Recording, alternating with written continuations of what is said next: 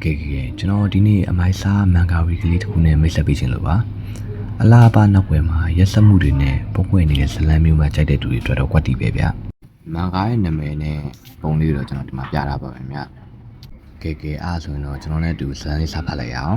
စီးနှင်းတွေမြေကျနေပြီးအသက်ရှင်ဖို့ခက်ခဲတဲ့အအနေများတဲ့မြောက်ဘက်ရက်အဲ့ဒီနေရာမှာလူတိုင်းနာမည်ကြားရုံနဲ့3လို့6သားစီမနေနဲ့တခုရှိတယ်အဲ့ဒါကတော့ Warrior D တဲ့အဲ့ဒီမျိုးရဲ့လက်ရှိအုပ်ချုပ်သူနဲ့စားကြည့် Pilot ကျွန်တော်ကတော့မင်းသားလေးလိုပဲခေါ်ရမယ်သူ့မှာထူးခြားတဲ့အချက်2ချက်ရှိတယ်ပထမတစ်ချက်ကတော့ကျွန်တော်လိုမျိုးချော်တာပါဒုတိယတစ်ချက်ကတော့တွေးအေးလွန်တဲ့သူ့ရဲ့ရက်ဆက်ကြမ်းကြုတ်မှုပဲမင်းသားလေးမွေးကလေးကနေပြီးတော့သူ့ကိုတားရဲမိဆိုပြီးတော့လူတိုင်းကခေါ်ကြတယ်ဘာဖြစ်လို့လဲဆိုတော့သူ့ရဲ့အကြည့်တစ်ချက်တည်းနဲ့လူတယောက်ကိုတတ်နိုင်တဲ့အထိပြင်းတယ်သူ့မှာတောက်ပတဲ့စပင်အမဲအောင်နဲ့မျက်လုံးနဲ့တွေရှိတယ်စင်းနေတဲ့နာတန်ခြုံမြနေတဲ့မီးဦးနဲ့အနေတော်ပြည့်တင်းနေတဲ့နှကန်းဖြော်လေးကိုပါဆိုင်ထားတယ်တေချာလေးကျင်ထားတဲ့ချစ်လက်တောက်တင်တဲ့ခနာကိုနဲ့ကြီးကောင်းတဲ့လေလိုင်းနဲ့ရှိရဲ့အရေးကြီးဆုံးကသူဟာတအင်ပါရိုင်လုံးမှာ2ယောက်တည်းရှိရဲ့နေစားကြီးတွေထဲကတယောက်ဖြစ်တယ်မင်းသားလေးရဲ့အဲ့ဒီလိုပြည့်စုံတဲ့အချက်တွေကြောင့်အင်ပါယာမင်းကလေးတွေအားလုံးညာအိမ်မပြောအောင်ဖြစ်နေကြရတာပါတနည်းပြောရရင်တော့သူဟာအင်ပါယာတစ်ခုလုံးမှာနံပါတ်1အလူချင်းလုံးလူပြိုဟိုင်းကြီးဖြစ်နေလို့ပဲမြို့တော်မှာလွတ်ထွက်ရှိတဲ့ကိစ္စတွေပြီးပြီမို့မြောက်ဘက်အရက်ကိုပြန်ဖို့ပြင်ဆင်ကြတော့လို့အမိတ်ပေးလိုက်တဲ့ကျွန်တော်တို့ရဲ့မင်းသားလေးလောက်ငယ်သားတွေကလည်းချက်ချင်းပဲအားလုံးစင်သစ်ဖြစ်အောင်လုပ်ပြီးပါမယ်လို့ယူတည်ဖြစ်ကြတာပေါ့ဒါပေမဲ့အဲ့ဒီချိန်မှာပဲအားလုံးဆွန့်အောင်တတ်စီမဲ့စကားတစ်ခုကိုသူပြောချလိုက်ပါတယ်ခက်တီတီနဲ့ပဲပြီးတော့ငါကလေးတယောက်မွေးကိုစဉ်းစားထားတဲ့ဘေးနာကလူကကြောင်းအပ်နဲ့ဒါအင်ပါယာရဲ့ဟာတာတခုလားခမများဆိုပြီးမိုးမရဲနဲ့မိရှာတယ်ဒါပေမဲ့ကျွန်တော်တို့ရဲ့တွေးအေးတဲ့မင်းသားလေးကတော့ခက်တီတီနဲ့ပြန်ကြည့်ပြီးငါဘာကိစ္စအားရဟာတာလုပ်ရမှာတဲ့အဲကြမှာမင်းသားလေးဘေးကတယောက်ဟုတ်ကဲ့အကိုကြီးပြောမှာပဲဆိုပြီးချက်ချင်းငင်းကိုရတယ်ကဲဒါဘလို့ဇလန်းစားလဲဆိုတာပါပဲမင်းသားလေးကလေးလာယူတဲ့နေရာကတော့အနောက်ဘက်ကမိဘမကီယာတစ်ခုမှပေါ့ဗျာဒါပေမဲ့အခန်းထဲမှာတော့စကားပြောတယ်မကြားလို့စိတ်မရှိလို့စပွဲကိုမင်းသားလေးကတောက်နဲ့ခေါင်းနေရှာတယ်ကလေးမလေးခင်ဗျာသူ့ရဲ့မိဘဘလူးဖြစ်လာမယ်ဆိုပြီးကြောက်နေရှာတယ်မင်းသားလေးရဲ့မျက်နှာရည်ကိုကြည့်လိုက်ပါအောင်နောက်ခံကအနီအောင်ဦးရာကြီးနဲ့ကလေးမွေးစားမဲ့မြင့်တာရှင်ထက်ဓာပြတိုင်းမဲ့လူစိုးအုပ်ကြီးနဲ့ပူတူနေတယ်နောက်ဆုံးတော့ကလေးမလေးခင်ဗျာကြောက်နေရှာလို့ဝေါ်နဲ့ထအော်လိုက်တယ်စိတ်ထဲမှာတော့ကြကြပါအောင်ဒီလူကြီးငါ့ကိုစားတော့မှာပဲဆိုပြီးအော်နေတဲ့အတိုင်းပဲဗျာမင်းသားလေးလည်းဒီမြေခွင့်မြင်ပြီးတော့ရှက်9ရှက်ကန်နဲ့မျက်နှာအုပ်လိုက်ပါတယ်ကလေးမလေးကအရန်ကြောက်နေတော့ကလေးထိန်နေလေပြန်ခေါ်သွားကြတယ်မင်းသားလေးကနေပြီးတော့ငါဒီလိုပုံစံနဲ့ဘလောက်ကြာနေရမှာလဲလို့ပြောတယ်ဆရာပေးရတဲ့အမေတွေပဲလေခီယာ9ခုမြောက်ခီးစင်မှာတော့မြင်းမြင်းတမျက်ကလေးတိုင်းငိုအောင်မျက်စိနဲ့6လက်နိုင်တဲ့မင်းသားလေးရဲ့အစွမ်းရည်ကိုဘေးကလူတွေကဒါတကယ်အောင်မြင်မှုစံချိန်သိရွယ်ဆိုပြီးတော့ဟာလာနေကြတယ်ဘေးကလူကကလေးတွေငိုတာမင်းသားလေးမျက်နှာကြောင်လို့စားလိုက်တာမင်းသားလေးကငါဒါတွေးမတော့ကြာပြီလို့ပြန်ဟောက်လိုက်တော့မှချက်ချင်းဒူးတုံပြီးကလေးတွေမိုင်မဲလို့ပါဆိုပြီးလေတံပြောင်းသွားရှာတယ်အတွင်းရေးမှုခမများမှလည်းဆက်လက်ဆူလူပြောမိတဲ့တူပါဇက်ကိုတူပြန်ကျင်ဆဲပြီးငါဘာလို့အသက်တူစင်မဲ့အလုပ်လုပ်မိပါလဲဆိုပြီးနောက်နောက်ရနေရှာပေါ့ဒါနဲ့အမြဲတမ်းတွေးခတ်ထန်တဲ့ကျွန်တော်တို့ရဲ့မင်းသားလေးကဘာလို့ရုတ်တရက်ကြီးကလေးမွေးစားကြုံရတာလဲဆိုတာတွေးကြည့်ရအောင်ဇလန်းလေးကတော့တူတငယ်ချင်းနဲ့တွေးခဲ့တဲ့ခန်းလေးကစပါတယ်မင်းသားလေးတငယ်ချင်းကနေပြီးတော့ငါသားလေးပထမဦးဆုံးစကားပြောပြီးဟေးဆိုပြီးမင်းသားလေးကိုမျက်နှာပေါင်ပြီးလာကြွားတဲ့အချိန်ပေါ့ငါသားလေးကငါ့ကိုမြင်ဖေဖေလို့ခေါ်တာကွာနဲ့ကလေးကြီးကြောင်လာပြောနေလို့မင်းသားလေးကစိတ်မရှိတော့ပဲမင်းဆက်ပြောနေငါရှာကိုဖြတ်မိလိမ့်မယ်ဆိုပြီးခက်တီတီနဲ့ချိန်ချောက်လိုက်တာပေါ့မင်းသားလေးတငယ်ချင်းကမင်းရောဘယ်တော့အိမ်တော်ပြမှလဲလို့မေးရှာတယ်မင်းသားလေးကမင်းသိတဲ့နေတကယ်တငယ်ချင်းကောင်ပြီးသားပါတယ်အကယ်၍မင်းကလေးရှိလာရင်စိတ်ပြောင်းသွားမှာပေါ့ဆိုပြီးဆရာလာလုပ်နေတဲ့တငယ်ချင်းရုပ်ကိုကြည့်ပြီးမင်းသားလေးကတော့အမြင်ကပ်နေတော့မှာပဲဒါပေမဲ့မင်းသားလေးတငယ်ချင်းကတော့ကလေးလေးကိုပွေပြီးတော့အဖေဖြစ်ရတာတကယ်ကိုမြင့်မြတ်တယ်ဆိုပြီးတကယ်ကိုပျော်ရွှင်ပြနေပါတယ်မြတ်နောက်ဆုံးမှာတော့ကလေးပေါ်ထားတဲ့အချက်တွေကိုပြပြီးမင်းလည်းတနေ့ဒီလိုခံစားချက်မျိုးကြုံတွေ့ခြင်းနဲ့ဆိုတဲ့တငယ်ချင်းရဲ့စကားတွေကပဲမင်းသားလေးကိုကလေးမွေးစားဖို့စိတ်ကူးပေါက်စေခဲ့တယ်ဒီမိဘမဲ့ကီယာမှာရှိတဲ့ကလေး16ယောက်လုံးကိုမင်းသားလေးတွေးပြီးတော့ပြင်မဲ့စိတ်တိုင်းကြတဲ့ကလေးတယောက်မှမရှိသေးပါဘူးဒါပေမဲ့စိတ်ပြက်လက်ပြက်နဲ့နောက်ထပ်ကီယာတစ်ခုကိုဆက်သွားဖို့အမိပေးလိုက်ပြန်တယ်ဝင်းယုံနီကြီးကိုဝတ်ထားတဲ့ကျွန်တော်နဲ့တူတဲ့မင်းသားလေးကမထူးလက်ကင်းပြီးမိဘမဲ့ကီယာနဲ့ထွက်ခွာလာခဲ့တယ်မောလိုက်တာကွာနိုင်ငံရဲ့အလိုချင်လုံးလူပြိုကြီးနံပါတ်1ဖြစ်လျက်နဲ့အေးစိအိမ်အောင်မပြူပဲဘာလို့ကလေးမွေးစားဖို့ဒီလောက်ရုန်းကန်နေရလဲဆိုပြီးအတွင်းမှုတယောက်တွေးမရဖြစ်နေကြပါတယ်ဒီလိုနဲ့နောက်ထပ်ကီယာအသစ်တစ်ခုကိုသူတို့ထက်ရောက်သွားကြပြန်တယ်ရောက်ချင်းပဲတူတူကိုလမ်းကျိုးဆိုနေတဲ့အတန်းတစ်ခုကိုကြားရပါတယ်ကြည့်လိုက်တော့ဂီယာတာဝန်ခံဖိုးကြီးကဖားပြုံးကြီးနဲ့ခါးတွေညွတ်နေအောင်လာပြီးဖောလျံဖားဥချနေတာပေါ့အဖိုးကြီးကစကားတွေကောင်းပြောမျက်နှာချိုတွေးပြီးတာနဲ့စောင်းနေရောက်တော့မှမို့ကလေးတွေမခံနိုင်တော့ဘူးဆိုပြီးအလူငွေရဖို့လေတံပြောင်းပြီးလက်ခင်ပါလေရော ဒါပေမဲ့ပျက်စီးရွရွနေတဲ့ဂီယာချင်းတွေကိုကြည့်ပြီးဒီလူဂီယာကိုကောင်းကောင်းမပြုစုပဲအထာနဲ့ပတ်စံလိုက်တောင်းနေတာဆိုတာကိုအတွင်းမှုကကွက်ကနေရိပ်မိသွားပါလေရောဒီဂီယာမှုကဂီယာကိုကောင်းကောင်းမွန်မွန်ထိမ့်သိမ့်မှုစိတ်ကူးမရှိဘူးလားသိရတော့အတွင်းမှုလည်းနောက်ထပ်ဂီယာတစ်ခုတွားရန်လည်းမထူးဘူးလို့တွေးနေတဲ့အချိန်မှာရုတ်တရက်အော်ဒန်ထွက်လာတယ် Let's go me ကြည့်လိုက်တော့ဂီယာဝန်ထမ်းတယောက်ကပေးဆုံးဆုံးနဲ့ကောင်မလေးတယောက်ကိုအတင်းဆွဲခေါ်နေပြီးကောင်မလေးကလည်းလွတ်ဆန်းဆိုပြီးဒေါသကြီးစွာရုပ်ကန့်နေတယ်ဒီကလေးမကတာမန်မဟုတ်ပဲဝန်ထမ်းကြီးရဲ့လက်ကိုနာနာကျင်ချင်းကိုက်ပြီးချက်ချင်းပဲဝုန်းဝန်းနဲ့ထွက်ပြေးလိုက်လီရောပြေးလွှားရင်းနဲ့သူဘဒုစီတွားတိုက်မိလဲဆိုတော့ခက်တီတီနဲ့အရှင်ဝါကြီးလာတဲ့မျိုးသားမင်းကြီးရဲ့ဝင်းုံတော်ကြီးကိုတွားပြီးအတင်းဆွဲဖက်မိလိုက်လီပါပဲမင်းသားလေးကိုမြင်ရင်လူကြီးတွေတောင်ကြောက်လန့်ကြပေမဲ့ဒီကလေးမကတော့ကြောက်လန့်မှုမရှိပဲဦးလေးကြီးဆိုပြီးခရီးရဲအော်ထဲလိုက်ပါတယ်တယောက်နဲ့တယောက်အကြီးချင်းဆုံရတဲ့အချိန်မှာလေတူးတစ်ခုလုံးတိတ်ဆိတ်သွားပြီးမျိုးသားမင်းကြီးလည်းခလေးမလေးကိုတီးချက်တာစိုက်ကြည့်မိလေတယ်ဒါကိုမြင်လိုက်ရတဲ့အတွင်းမှုကတော့မျိုးလုံးပြူသွားပြီးဟင်း तू ကမျိုးသားမင်းကိုမြင်တာတော့မငိုတဲ့အပြင်သူ့ရဲ့စပင်နဲ့မျိုးလုံးရောင်ဟာစိုးပြီးတော့တတိထားမိသွားတယ်ဟုတ်တယ်မျိုးသားမင်းကြီးလိုပဲကတ္တရာစီလိုနတ်မောင်နေတဲ့အကြောင်းတွေရှိနေတာပဲဆိုပြီးအတွင်းမှုတယောက်အံ့ဩပြီးအသက်ရှူပင်မှားသွားရတယ်ဂီယာမှုကတော့လန့်ဖြန့်ပြီးကလေးကိုအမြန်ဆွဲခိုးဖို့ကြိုးစားပေမဲ့မျိုးသားမင်းကြီးကလက်ကာပြပြီးတားလိုက်ပါသေးတယ်မျိုးသားမင်းကနေပြီးအတွင်းမှုမိကြီးကအတွင်းမှုကနေပြီးတော့ဒီကလေးကငါတို့ပြားတာစင်းထဲမှာမရှိဘူးဆိုပြီးတွေးမိပါတယ်ဂီယာမှုကနေပြီးတော့ကြောက်ကြောက်လန့်လန့်နဲ့အဲ့ဒါဘာဖြစ်လို့လဲဆိုတော့ဒီကလေးကအရန်ရိုင်းလို့ပဲဆိုပြီးတော့အတွင်းမှုကနေပြီးတော့မင်းဘလူးတောင်မင်းသားလေးကိုပြန်ခံပြောရရလဲငါဒီမှာရှိတဲ့မိဘမဲ့ကလေးတိုင်းကိုတွေ့ဖို့ချိန်ထားတာလေးဆိုပြီးပြောတယ်အဲ့တော့မှအတွင်းမှုကကြောက်ကြောက်လန့်လန့်နဲ့ကျွန်တော်တောင်းပန်ပါတယ်ကျွန်တော်ခွင့်လွှတ်ပါဆိုပြီးပြောလေတယ်ကလေးမလေးကတော့ကျွန်တော်နဲ့အတူတူကြည့်နေရှာတယ်အဲ့ဒီချိန်မှာပဲမင်းသားလေးကမင်းနာမည်ဘယ်လိုခေါ်လဲဆိုပြီးကလေးမလေးကိုမေးတယ်ကလေးမလေးကခတ်ထထန်နဲ့ငါမှနာမည်တစ်ခုမှမရှိဘူးလို့ပြောတယ်မင်းသားလေးကနေပြီးတော့မင်းကမိဘခီယာမှာဝေးရဆိုရင်မင်းမနာမည်တစ်ခုတော့ရှိတင်တာပေါ့ကလေးမလေးကနေပြီးတော့လူကြီးတွေကငါ့ကိုနေရာလို့တော့ခေါ်တယ်ဒါပေမဲ့ကျွန်တော်ကအဲ့ဒီနာမည်ကိုမုန်းနေဆိုပြီးပြောတယ်ကလေးမလေးရိုင်းဆိုင်တဲ့စကားတွေကြောင့်မင်းသားလေးကမျက်တောင်ရှာပြီးတော့မင်းငါလည်းစကားပြန်ပြောချင်တယ်လားမင်းကတတ်ပြလို့ရတယ်ဆိုတော့အကြည့်ဒီနဲ့ကြည့်လိုက်ပါတယ်ကလေးမလေးကတစ်ချက်လောက်တော့တုံတုံကြီးဖြစ်သွားပေမဲ့သူ့ရဲ့မျက်လုံးတွေကိုကြည့်ပြီးမင်းသားလေးကဒီကလေးကတိုင်းတကောင်လိုပဲဆိုပြီးတွေးမိပါတယ်မင်းသားလေးကဟုတ်တယ်နီယာဆိုနာမည်ကမင်းနဲ့မလိုက်ဘူးပဲမင်းသားလေးကစိတ်ထဲကနေပြီးတော့သူ့ကိုနာမည်တစ်ခုပြီးစဉ်းစားလိုက်တယ်အဲ့ဒီနာမည်ကတော့ Lionia Variety ကျွန်တော်ကတော့ချင်းသေးလို့အဓိပ္ပာယ်ရတယ်လို့ကျွန်တော်ပြောချင်ပါတယ်ဒီလိုနဲ့ chapter 1လေးပြီးဆုံးသွားပါတယ် chapter 2စာမှာမင်းသားလေးက Leonardo Valentry အဲ့ဒါမင်းရဲ့နာမည်သစ်ပဲလို့ပြောတယ်ကျွန်တော်ကတော့ကလေးမလေးလိုပဲခေါ်ပါမယ်ကလေးမလေးကအဲ့ဒီနာမည်ကရမ်းရှိရလို့ဘူကန်နဲ့လုပ်နေတယ်မင်းသားလေးကနေပြီးတော့လီယိုနာအဲ့ဒါမင်းပထမဆုံးနာမည်ပဲလေးယူတယ်လို့ပြောတယ်ကလေးမလေးကငါမယူသေးဘူးအဲ့ဒီအချိန်မှာတင်မျိုးစားမင်းကြီးကကလေးမလေးကိုဝုန်းကနေပွေ့ကြည့်လိုက်ပြီးမြောက်ပိုင်းကိုရောက်တာနဲ့ဒီကလေးရဲ့အတွက်စာတင်စရာတယောက်ချက်ချင်းစီစဉ်ပေးလိုက်လို့အပြတ်အသတ်အမေးပေးလိုက်ပါတော့တယ်ကလေးမလေးကတော့မင်းသားလေးနဲ့မလိုက်ချင်လို့အတင်းယုံနေရှာတယ်ဒါကိုမြင်လိုက်ရတဲ့အတွင်းမှုလဲလန့်ဖြန့်ပြီးအရှင်မကြီးဆိုပြီးအော်မိသွားတာပေါ့ဒါပေမဲ့မမျောလည်းပဲမင်းသားလေးကကလေးမလေးကိုရထားလုံးပေါ်ခေါ်လာပြီးလိုက်စနေပါတော့တယ်ကလေးမလေးခင်ဗျားလေဒီလူကြီးတော့ယူရပြီလားဆိုပြီးစိတ်တူနေရှာတယ်အတွင်းမှုခင်ဗျားတော့ဘာလို့ရမှန်းမသိအပြင်မှာတင်အငင်းခံလိုက်ရပြီးတကားပိတ်ခံလိုက်ရတယ်ဒါကတော့အကြောင်းမဖွဲအရှင်ဝါဒီရှိတဲ့ Voryori မျိုးရဲ့အရှင်သခင်ပဲဖြစ်ပါတယ်ပြီးတော့ဒီဘက်ပေါင်းမွေလေးတွေနဲ့လိုက်ဖက်နေတဲ့သူကတော့ Kaukanes Gines ကျွန်တော်ကတော့ဆန်ဝါလို့ပဲခေါ်ပါမယ်ဆန်ဝါမျိုးသားမင်းကြီးကိုမကြောက်မရွံ့ပဲရဲရဲဝံ့ဝံ့စကားပြောရတဲ့လူနည်းစုတွေတယောက်ဖြစ်ပြီးကျောင်းတော်ကလည်းမိန်းကလေးတွေရဲ့အသေးဆွဲဖြစ်ခဲ့ကြတဲ့သူတွေပါနှွေးထွေးတဲ့ပန်းကင်းပြင်းကြီးလိုအမြဲပြုံးနေတတ်တဲ့ဆန်ဝါကတွေ့တဲ့အချိန်တိုင်းအဖေးဖြစ်ရတာတေးတေးပဲရှိရတယ်ဆိုပြီးဒူတာသမီးတွေအကြောင်းကိုနဘူးနစားလာလာကြွားတတ်တဲ့သူပေါ့အဲ့ဒီဆန်ဝါရဲ့စကားတွေကနားတဲ့ဘလောက်တော့ဆွဲစီရဲဆိုရင်မျိုးသားမင်းကြီးခင်ဗျာရထားပေါ်မှာပြန်တွေးမိုံနဲ့တင်ဗဇက်ပိတ်ထားဆိုပြီးအော်ရတဲ့အထိပါပဲတိုက်တိုက်ဆိုင်ဆိုင်ပဲအဲ့ဒီနေကလမ်းမပေါ်မှာပုံမှန်ထက်မိသားစုတွေပိုပြီးများများနေခဲ့တယ်သူတို့အားလုံးပျော်ရွှင်နေတာကိုဗတင်းဘောက်ကနေငေးကြည့်ရင်အဖေဖြစ်ရတာဒီလောက်တောင်ပျော်ရွှင်ကောင်းတာလားဆိုပြီးတော့မျိုးသားမင်းကြီးတွေးမိတာပေါ့ဒီအခြေအနေတွေကိုရိပ်မိသွားတဲ့ကလေးမလေးကဒါဆိုအဲ့ဒါကြောင့်တမီးကိုမွေးစားချင်တာလားဟုမေးလိုက်တော့မျိုးသားမင်းကြီးကဟုတ်တယ်လို့ဒုံးတီပြန်ဖြေလိုက်တယ်ကလေးမလေးရဲ့သပင်တွေထောက်ဦးလေးကြီးယူပြီးလားတခြားသူတွေကကလေးကိုချစ်လို့မွေးစားကြတာဦးလေးကြီးကတော့တငယ်ချင်းပြောတဲ့စကားကိုအဆွဲလန်းလုပ်ပြီးမွေးစားတာကြီးကအတီးကြီးလားဆိုပြီးပောက်ကွဲပါလေရောကလေးမလေးကဦးလေးကြီးဦးကျော်ကျော်နိုင်လာကြီးလားလို့စိတ်ပြက်ပြက်နဲ့တပင်းချလိုက်ပေမဲ့မျိုးသားမင်းကြီးကတော့ငါရဲ့တူရဲတော့တမီလေးကစကားပြောတာတိတ်ဆန်းထွင်းတာပဲဆိုပြီးစနောက်နေတော့မှာပဲဒါပေမဲ့ဘာပဲဖြစ်ဖြစ်ဒီလူကြီးနောက်လိုက်ဝိုင်းရင်တော့အနိုင်ကျင့်ခံရမယ်မိဘမကြီးကနေလွတ်မြောက်ပြီဆိုတာကလေးမလေးကတေချာပေါက်သိနေတယ်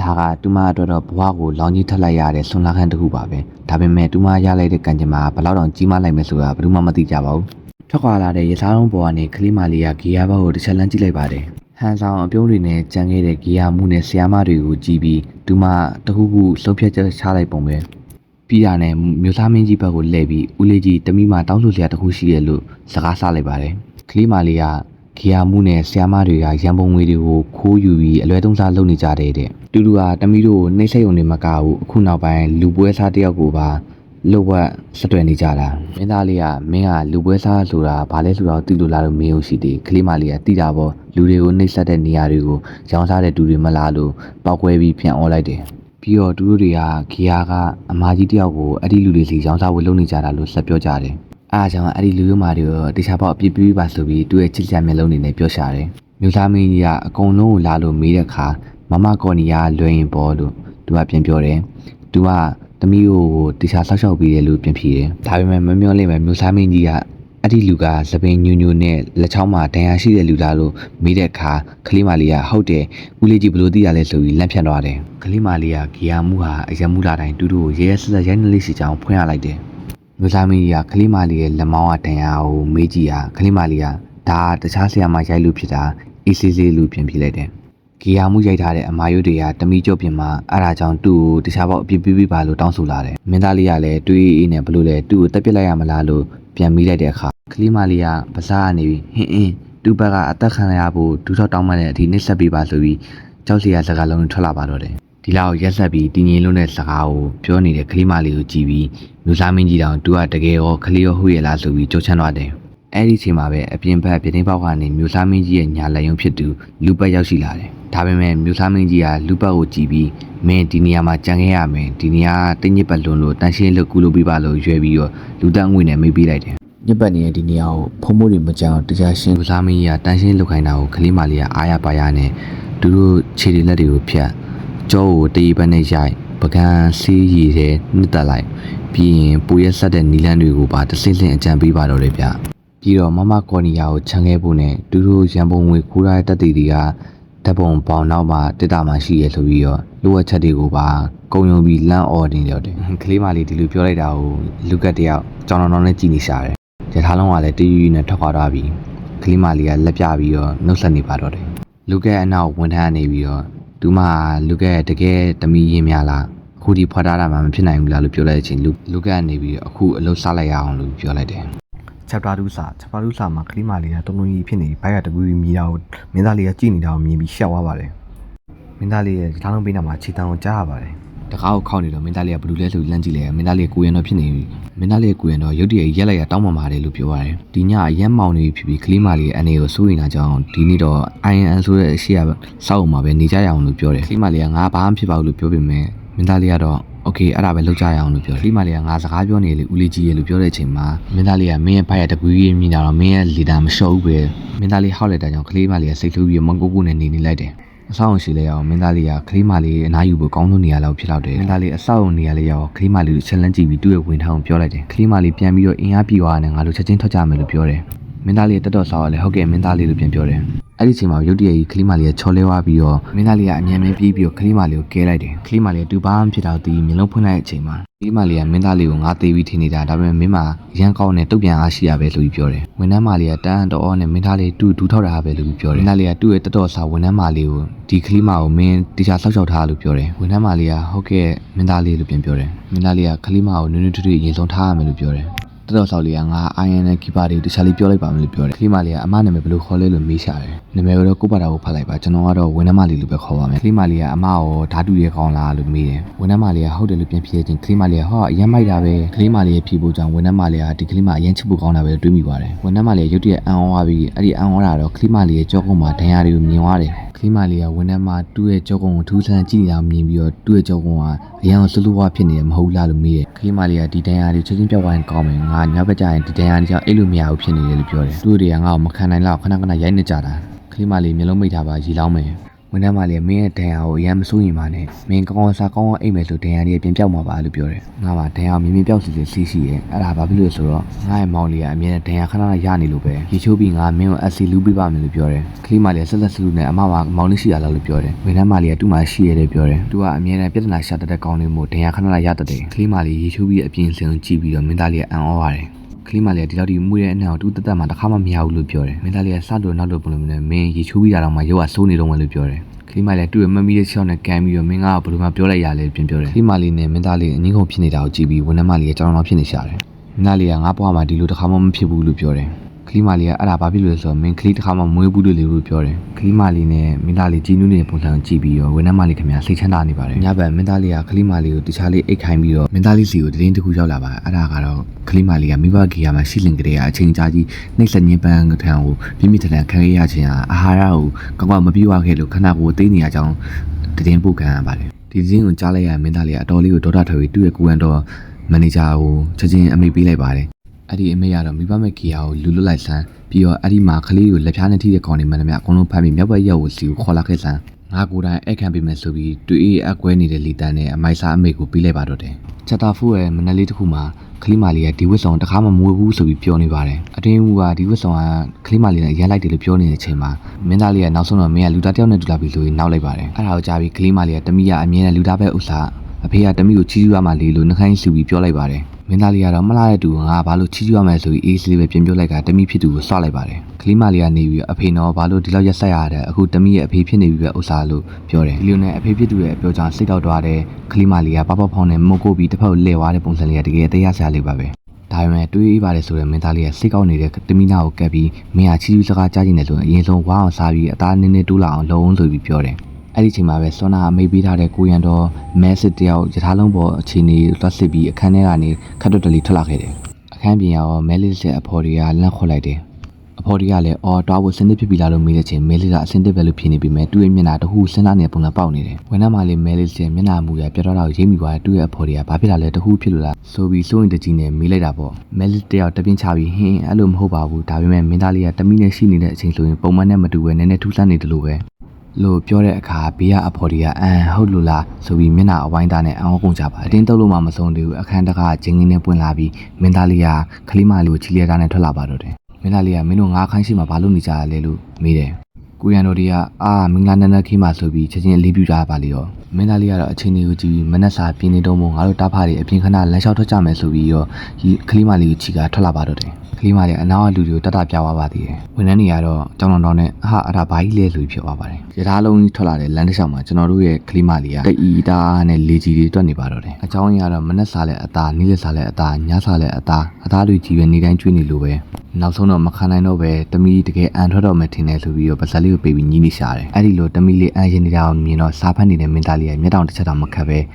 ဲဆိုအန်လိုက်တော့လေဆိုပြီးတော့အေးစလီပြောချလိုက်တယ်မင်းသားလေးစကားကြောင့်ကလေးမလေးကလမ်းပြီးဟာဆိုပြီးတော့ပါစောက်ကိုအတင်းပိတ်ပြီးတော့ပြန်နေလိုက်တယ်ဘာဖြစ်လို့လဲဆိုတော့ဒီရထားတော့တန်ဖိုးကအရင်ကြည့်ရတော့ညစ်ပတ်တော့မှနှမျိုးဆိုပြီးကလေးပြီးပြောရှာတယ်ဒါပေမဲ့မင်းသားလေးကစားရုပ်ကြည့်နေရတာနဲ့အဲ့ဒါကိုမင်းကဘာလို့စိတ်ပူနေရလဲလမ်းမိလိုက်တယ်မျက်လုံးကိုပင်ကကြည့်ပြီးမင်းကအခုမျိုးစားမင်းကတမီနော်ဆိုပြီးတတိပေးလိုက်တယ်ပြီးတော့မင်းသားလေးကပြောတယ်ဒီလိုရထားပုံစံမျိုးဆိုငါဘယ်နှစီးမလို့အလွယ်တကူလွတ်ပြနိုင်တယ်လို့ပြောတယ်ကလေးမလေးခင်ဗျာအဲ့ဒါကိုကြားပြီးအန်အော်ပြီးပါစက်ပိတ်ဟာပါရှာတယ်တထေးကြီးမင်းသားလေးကတော့ကြွားလို့မပြီးသေးပါဘူးစက္ကန့်တိုင်းကုံဆုံးတိုင်းငါဒီလိုရထားမျိုးဝယ်ဖို့ထက်ပတ်စံပိုးတဲ့အများကြီးရှိတယ်မင်းသားလေးကကလေးမလေးကိုမင်းလိုချင်တာတခုရှိရင်ပြောလိုက်လို့ပြောလိုက်ချင်းကလေးမလေးကတကယ်ပဲပတ်စံကားမှုအရေးကြီးလို့မဟုတ်လားလို့ပြန်ပြောပါတယ်ဘယ်လိုပဲဖြစ်ဖြစ်တမီမအန်ချင်အန်တကယ်နားတယ်ပြီးတော့မှရင်ဘက်လေးကိုလက်နဲ့ချောင်းနဲ့ဖိပြီးမျက်လုံးကိုမိတ်ပြီးတော့လူတယောက်ရဲ့ချမ်းသာကြွယ်ဝမှုဆိုတာနှလုံးသားထဲကနေလာတာရှင်းဆိုပြီးတော့မင်းသားလေးကိုဆရာလုပ်ပါတယ်နင်ပြောတာမှန်ပါတယ်အဲ့ဒါကအတိတ်မရှိတဲ့စကားပဲလို့မင်းသားလေးကကလေးမလေးကိုကြည့်ပြီးဆက်ပြောပါတယ်အဲ့ဒါကဆင်းရဲတဲ့သူတွေစိတ်တရရအောင်ရှောက်ပြောနေတဲ့အတိတ်မရှိတဲ့စကားတွေတဲ့မင်းသားလေးရဲ့စကားကိုကြားတော့ကလေးမလေးကစိတ်ဆိုးရမယ့်အစားလက်မထောင်ပြပြီးဦးလေးကြီးကတကယ်